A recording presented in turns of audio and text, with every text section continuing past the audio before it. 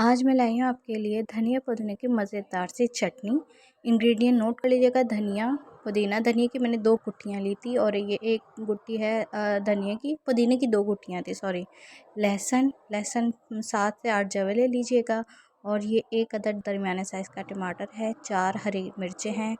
और अदरक को मैंने थोड़ा-सा पानी में देर के लिए सोक कर लिया था ताकि इसकी स्किन मैं इजीली पील ऑफ कर सकूं।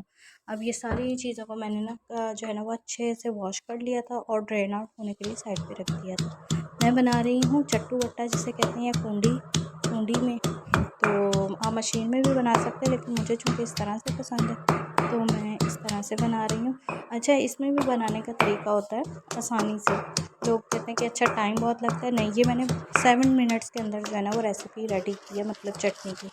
आप एक ही दफ़ा में सारी मटेरियल को ना डालें, थोड़ा थोड़ा करके डालें। अब जैसे मैंने जो इसमें ऐड किया वो हाफ़ धनिया पुदीना हरी मिर्चें ऐड कर ली हैं, ठीक है ना। जैसे ये थोड़ी सी डन हो जाएंगे उसके बाद मैं मज़ीद इसके अंदर और ऐड कर दूँगी। आप ये कंडीशन अब देख सकते हैं। अब इस पॉइंट पे आके अब मैंने लहसुन ऐड किया है, ठीक है। आप जब आसान थोड़ी थोड़ी करके क्वांटिटी में चीज़ डालेंगे वो जल्दी आपसे जो है हैंडल हो जाएगी। अच्छा, अब ये देखें, जैसे ही लहसुन हो जाएगा उसके बाद अब मैं इसके अंदर ऐड कर दूँगी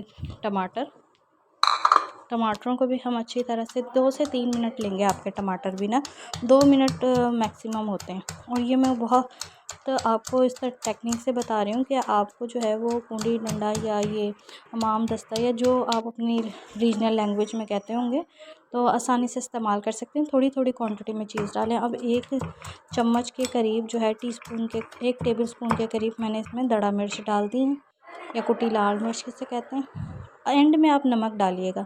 अगर आप पहले नमक डाल देंगे ना वो अपना ना पानी छोड़ेगी, तो जिस वजह से ना आपको उसको मैश करने में प्रॉब्लम आएगी। ये देखें इसकी फाइनल लुक, ठीक है।